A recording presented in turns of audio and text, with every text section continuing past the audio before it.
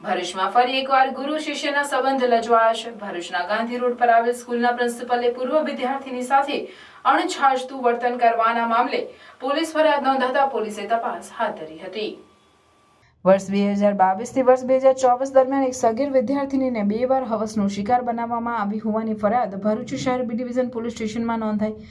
બાળકી શાળાના ધોરણ 10માં અભ્યાસ કરતી હતી ત્યારે ફાધર કમલેશ રાવલે બાળકીને તેમની ઓફિસમાં બોલાવી અયોગ્ય વર્તન કર્યું છે। તે સમયે કિશોરીએ બદનામીના ડરે આ વાત પોતાના પૂરતી મર્યાદિત રાખી હતી।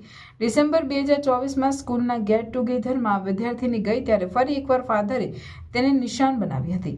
ફાધર કમલેશ રાવલની હરકતો હવે હદ વટાવી જતા વિદ્યાર્થીને તેના પિતાને ઘટનાની જાણ કરી। આ સમય દરમિયાન પ્રિન્સિપલે કેટલાક વાંધાજનક વોટ્સએપ મેસેજ પણ કર્યા હતા। આ તમામ માહિતી સાથે બાળકીનો પરિવાર પોલીસ પાસે પહોંચતા ફાધર કમલેશ રાવલ વિરુદ્ધ પોક્સો અને બળાત્કારનો ગુનો નોંધવામાં આવ્યો। બીજી તરફ પોલીસ ધરપકડથી બચવા ફાધર કમલેશ રાવલ ફરાર થઈ ગયા છે।